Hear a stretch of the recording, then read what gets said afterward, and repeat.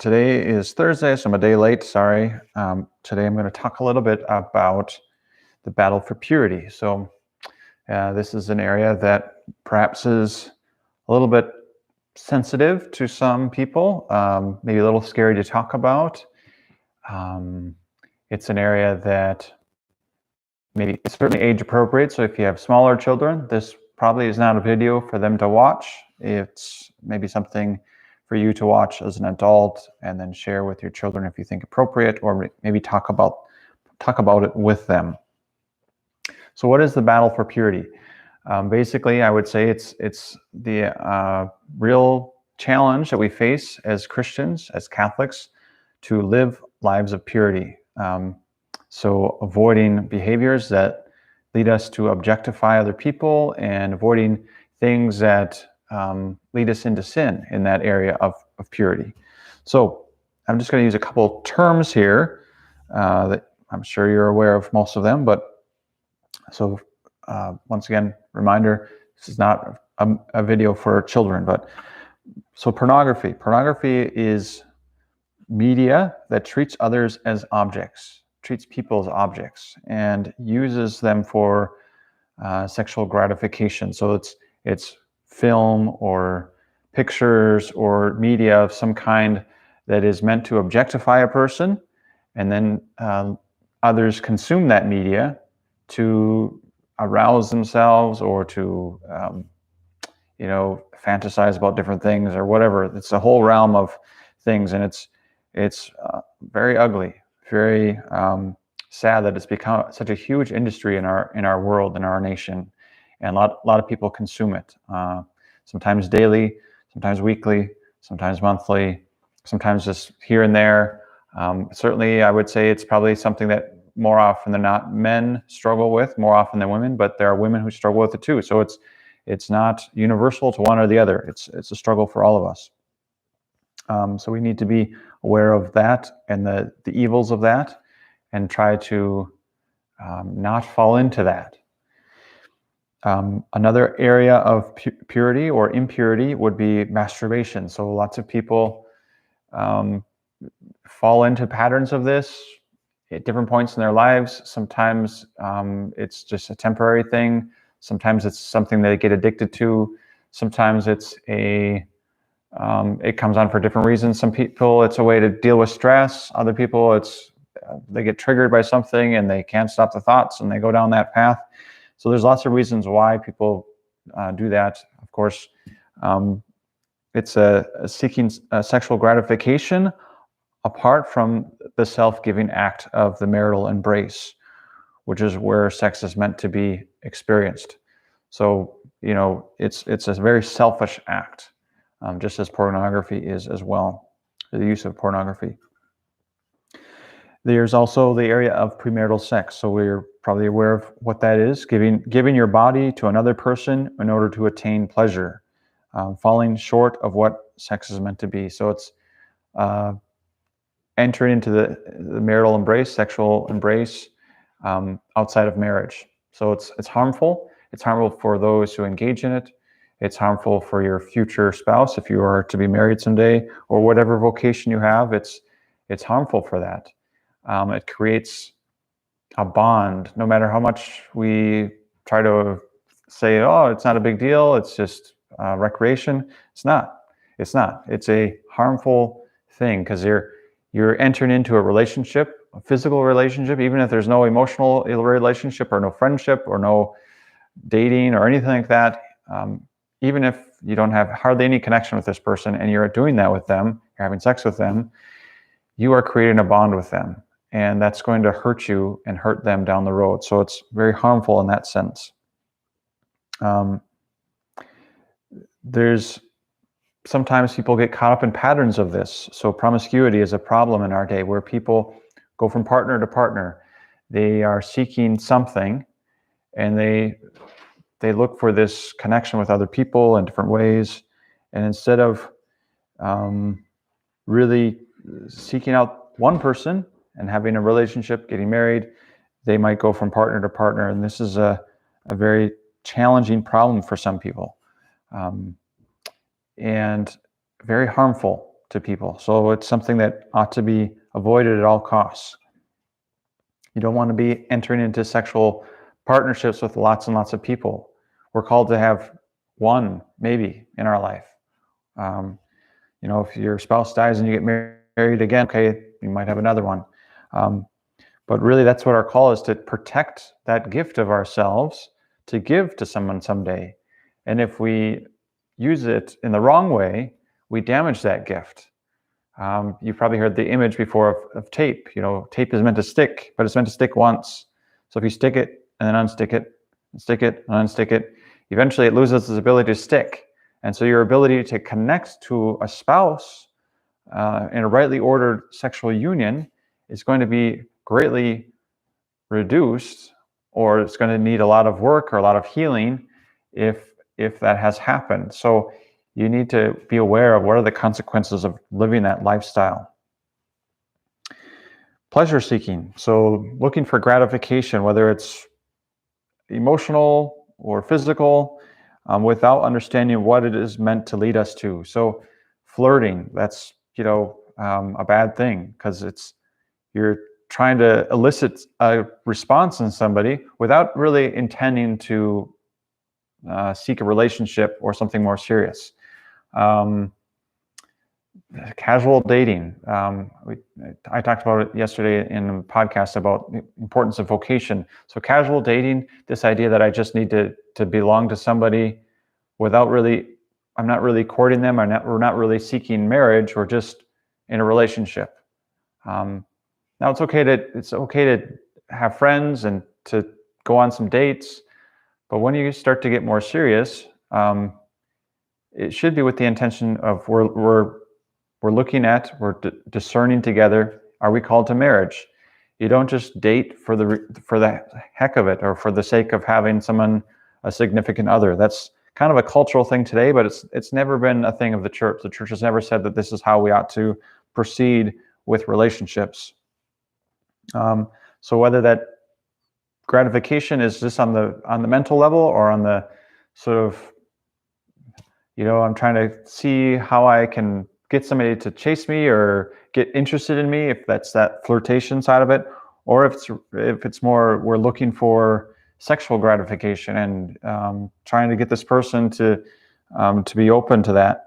Those are bad things. We don't want to live that way. We're not called to live that way. That's harmful to us, and it's harmful to others. Now, as people live these things and experience them in their lives, they can easily get more and more attached to them, or more and more used to them, and it becomes a lifestyle.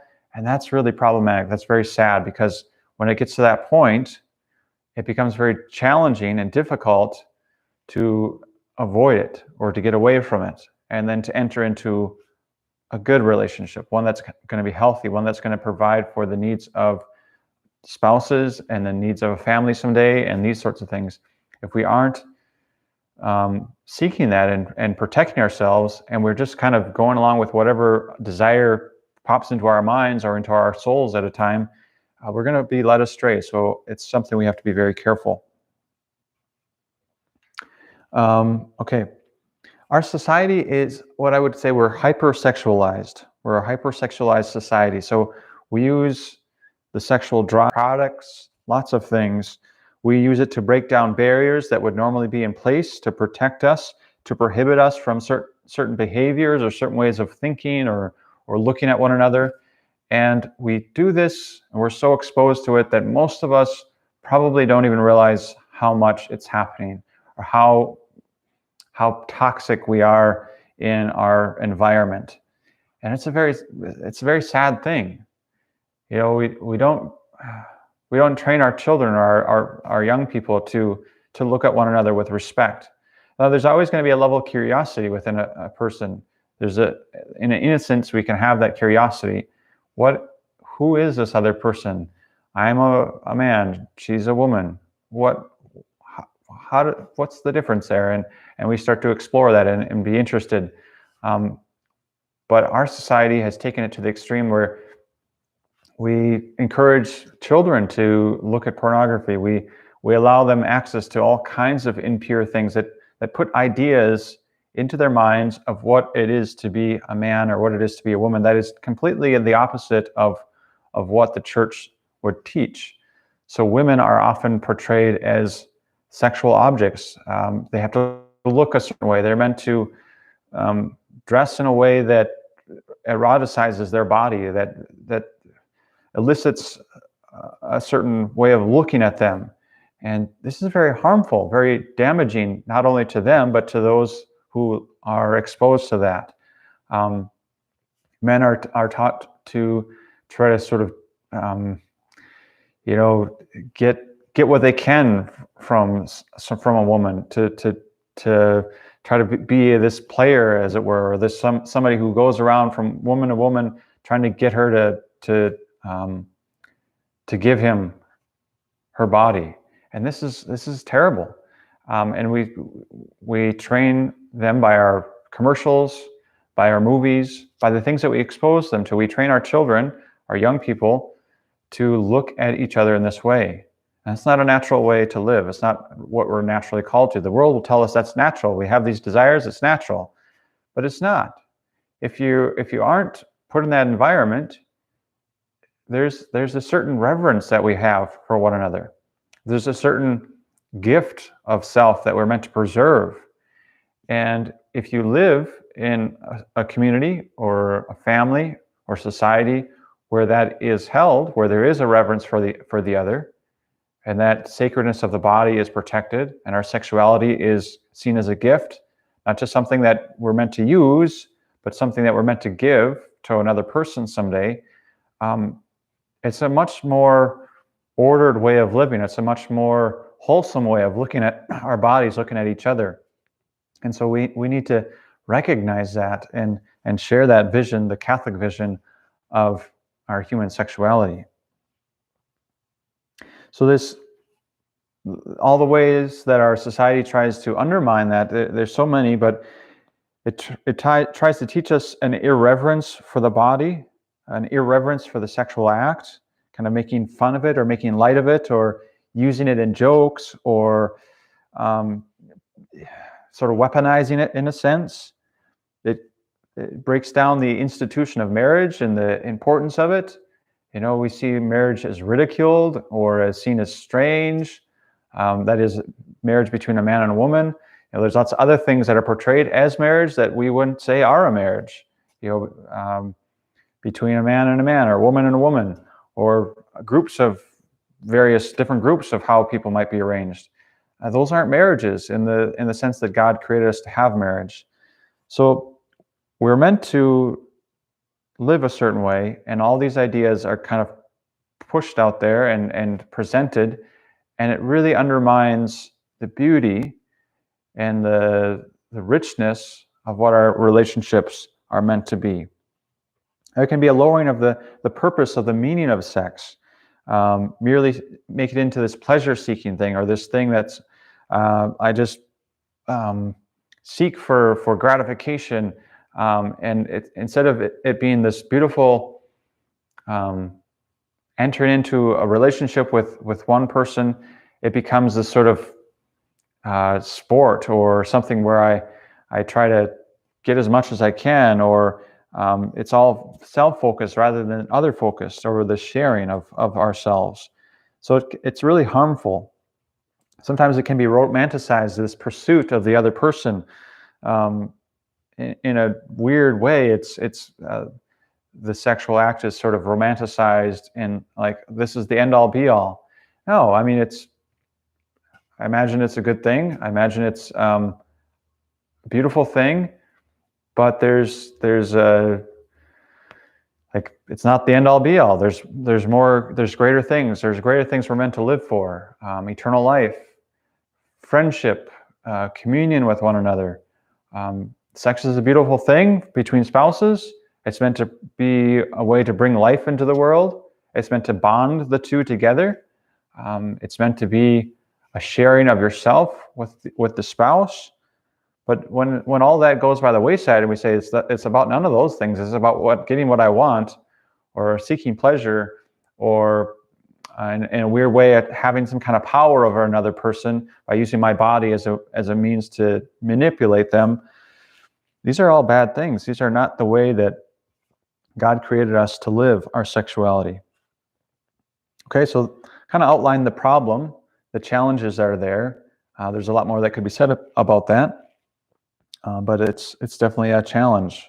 We've lost our innocence. We have our minds trained to see the body as an object, or sex in a way that the world does. No longer seeing the full person, not seeing the person at all, really, but just seeing parts of their body, or not seeing the sacredness of the other person. We're all created in the image and likeness of God. John Paul II talked about this in the theology of the body, which is an important teaching of the church. I would say it really needed right now in our world. But instead, we've trained our eyes to weigh and measure one another, to compare, to seek gratification, to use the other person. And that's very harmful. So that's kind of the overarching struggle that we face right now in our society as we deal with this battle for purity. There's a lot of forces working against it. And so we have to be aware of that. So fighting for the battle of purity takes a culture. It takes, it's very difficult on your own.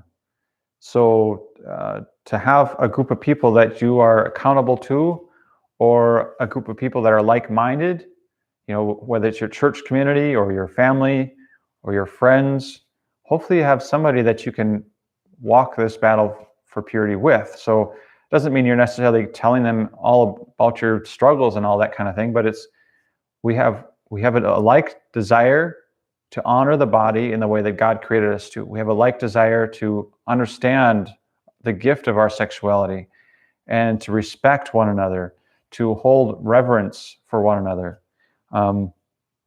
so that someday you can share this gift that you have, the gift of yourself, with another person, if God calls you to that, to marriage, in a way that honors God, that honors each other, that is a beautiful thing. I mean, when marriage is lived in the way that God calls us to, where the spouses are totally giving of themselves and respecting the other person, it's a beautiful thing. Sex no longer has that shame piece that so often surrounds it in our society, because because of the immoral way we approach it, it brings on this shame or this kind of negative side of it. And sex is never meant to be that. It's never meant to have that side of it, but because of the way we've approached it and we've kind of created it to be this sort of marketable thing, this sort of trait that we try to get from one another, we lose what it's meant to be. So we're not always going to fight this battle and win. Some people are going to struggle in this area of purity. It's going to be a challenge for them. There's a lot of young people who struggle with pornography, looking at it or seeing it or being exposed to it, both men and women. And it's a difficult thing. It's very addictive. It uses the curiosity of the young and kind of gets them to start going down that road where it becomes this deep valley where it's really hard to get out of, and it's a great challenge to overcome. So a lot of times it starts with sort of more innocent things, and then over time it gets worse and worse and worse, and the things that they're drawn into are more and more profane and more disrespectful of the body, more and more just awful things. And it's really terrible how that happens, and they appeal to the young. And because these days so many young people have access to online material, it's very easy to get caught up in it, because even if you have protections in place, it's easy enough to get things or connect with different things that are going to lead you down that road. So as parents, we have to be very careful of what we allow our children access to and how we prevent them from being exposed to all this stuff.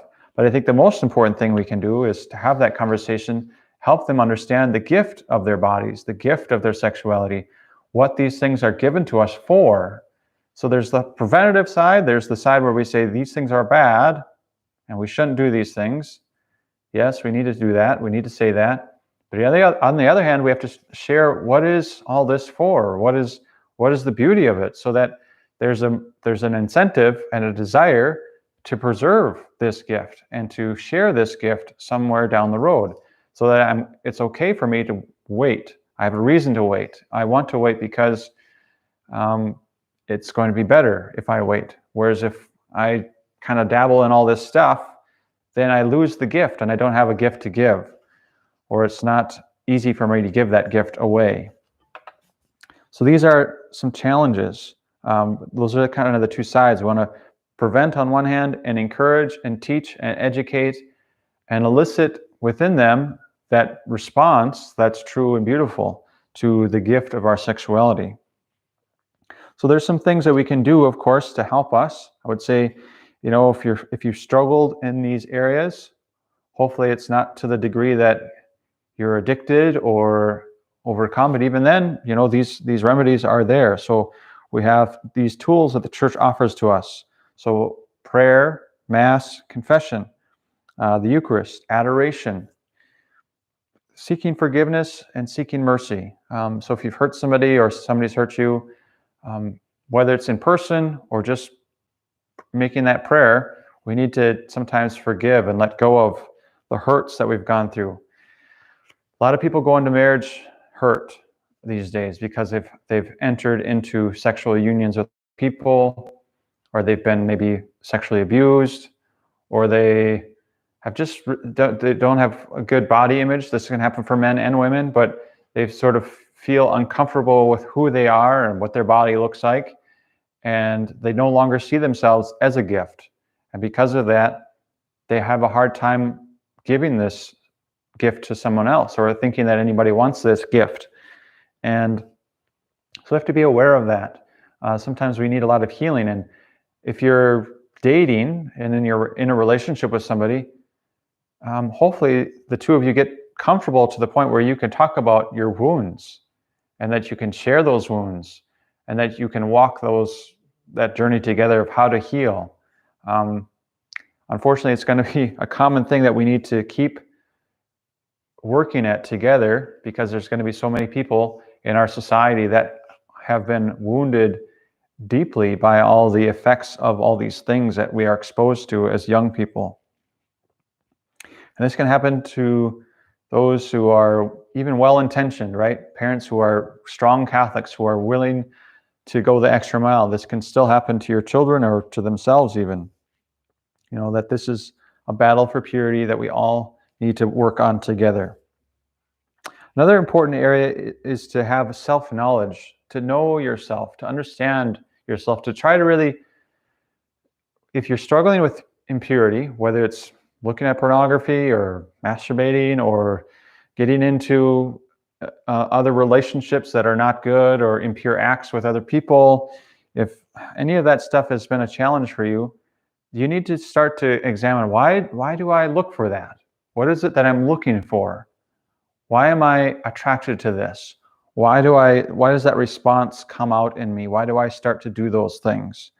Having that self-knowledge and then self-reflection and inviting God into it. Lord, why do I struggle with this? What is it I'm looking for? Very often we're looking for something. We want to be desired by another person. We desire something from another person. We see beauty and we're attracted to it. That's good. But sometimes we try to possess beauty and take it from somebody, and that's not good. So understanding what triggers us, what leads us down these thought patterns, sometimes you're not aware of that. They're simply a response, right? Something happens, they see an image, or they see a scene on TV or a commercial or a picture, or they have a thought, and all of a sudden their mind is going down a road and they don't even realize they're going down this road. And suddenly then they're acting or they're doing something which is leading them further down that road. So it can easily happen to people where these ruts sort of develop in the mind, where people are responding in a way that they don't really fully understand. Why am I doing this? What am I looking for? So trying to have that self-reflection, especially after we've fallen or struggled in some way in this realm, is important. For some people, it's the way that they respond to other people. So that flirtation side of it, I like the chase, or I like the being desired, and so I dress in a way, or I try to get my body to be a certain way so that other people notice me, or that other people are drawn to me. And I use it as a way to manipulate people. That can be really harmful. So understanding what is it that I'm looking for? What is it that I desire? Sometimes these desires are disordered. That's true. Other times they're just kind of twisted a little bit. Or maybe it's even a good desire, but it's not being pursued in the right way, in the right order. So I love this person, or I'm attracted to this person. Okay, great. Attraction is a natural thing. It's a good thing. But I need to be aware of, like, what are the steps that I take to get closer to this person? And is it mutual? If it's not mutual, sorry. I mean, that's human reality. Sometimes we have to kind of weather a storm. Maybe this person doesn't form attractions easily, or maybe they've been hurt, so they're not open. We have to be aware of that. Sometimes people are hurt, or are just more sensitive. And not to say that you can't pursue someone and change their mind. That does happen too, right? Sometimes you have to be patient, but just to say I have a desire and that desire should be filled right now because I have a desire. Like, no, that's not how it works. Not only does it not work that way before you're married, but even after you're married. If you get married someday, just because you have a desire for sexual gratification doesn't mean that your spouse does. Or just because you have a desire to do something doesn't mean that they do. So you have to be willing to have that patience and to communicate and to share your desires in a way that respects the other person, and maybe put a lid on those things that you recognize, like, that's perverse, or that's coming from a weird place, and that really shouldn't be gratified. Sometimes people are thinking that because I have this desire, it should be fulfilled. It's because I have a desire, it's a natural thing, therefore it should be fulfilled. That's not what we would say as Catholics. Sometimes there are illicit things. Sometimes we have to recognize that sometimes we live in a world where a lot of perversions are put into our minds, or sold to us, or told us, and they're not good. They're really not good. So we need to be aware of that. And then we can pay attention to things like, am I lonely? Am I hungry? Am I tired? Am I angry? These sort of natural human emotions, desires that come about. Sometimes if those are there, we sort of have a natural response to that. And when we have these things, we might go, that might be the time when we go seeking and looking for something, whether it's looking for pornography, or looking for connection with another person in an illicit way, or not a good way, falling into sin of some kind, patterns that lead us into impurity. So paying attention to that. Am I hungry? Is that why I'm doing this? Am I tired? Am I lonely? Am I angry? Asking these questions. Stop. Let's slow down. Let's process a little bit and figure out, what is it really that my heart is looking for? What is it really right now that set me off on this pattern? And trying to reroute or redirect. So that's important. Trying to understand ourselves, recognizing patterns, trying to come up with ways of responding that lead us back to a healthy way to deal with whatever it is we're dealing with. So understanding the way that the mind works, so the mind develops too, how addictions develop. Again, these paths that the mind connects, especially with something like pornography or the sexual act, those chemicals that are released in the brain are very powerful. And in a sense, this chemical reaction can get addictive, and it makes these connections that are not healthy. So when I have this certain feeling, I look for sexual gratification. When I have this certain feeling, I look for, whatever it is. Sometimes it's food or other things that we look for. But understanding addiction and how it develops is important, because it helps us to realize, okay, just because I'm feeling this thing, or just because I'm experiencing this emotion or this desire, that doesn't mean I have to follow up on it. It doesn't mean I have to satisfy it. It doesn't mean I have to give into it. So we have to be aware of that. Sometimes we aren't even aware that I'm just blindly following this desire or this feeling that develops in me. And because I'm blindly doing it, I can't step outside of it and say, okay, this is not a good thing. This is not leading me in the direction I want to lead. I need to step away from it. So that's important that we have that self-reflection.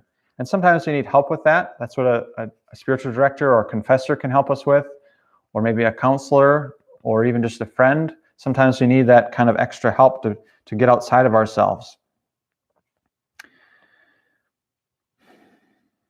So understanding these patterns of how we deal with things, how we deal with events, thoughts, triggers, the mind, how it can develop these ruts, and how we just enter into these patterns of developing a way to deal with a certain behavior or a certain desire. That's important that we understand that about ourselves and about just in general in the human person, because these can develop, especially in when we're exposed to pornography or other addictive things, where we're seeking gratification. These patterns can develop very easily into an addiction. So we need to be aware of that and asking those questions. What is really going on here? What is it I'm really desiring? Where is this coming from? So understanding the beauty of what God created us to be, how He created our bodies to be a gift, the beauty of rightly ordered sexual desire, understanding the gift and the sacredness of marriage. These are beautiful things, and things that we really should strive to teach our children and to understand ourselves. Saving the gift of self for marriage. Gosh, I wish this was something that people understood more and more, as people are struggling to do this, to save their bodies, save themselves for marriage. When two people who've never been intimate with another person before come together, and they're really wanting to give themselves to each other, and they really want to treasure and honor the other person, think how special that is. There's no barriers, no past memories, no past experiences that infringe on that. They're able to share themselves with that person in a beautiful way. Now, it's not going to be perfect, right? There's still going to be misunderstandings at times. There's still going to be challenges. But they're going to learn the language of the body, the language of one another, the language of how to share themselves with each other. And that's going to be a beautiful thing. Being able to explore the mystery of human sexuality with your spouse, rather than bringing all the baggage of previous sexual partners and relationships and acts and things like that into your marriage, is a really great thing. And so often, people don't even think about it. They give themselves away without even any consideration of what they're losing or what they're missing out on. And being ordered to love, not to use, is so important. So that's pretty much the message. I wanted to just share a few things that might give you a place to do some reading that might help you understand. The first one I've mentioned before in a past podcast, I believe. It's a book called Virginity. It's by Cantalamessa Mesa, who is the papal preacher. I don't know if you can see it. So that is a simple book that helps you understand. It's written really to help us understand celibacy on the one hand, but it also kind of helps us understand the balancing of how celibacy is a good thing and how marriage is a good thing, and how they kind of work together to bring order and balance. So that's a good one.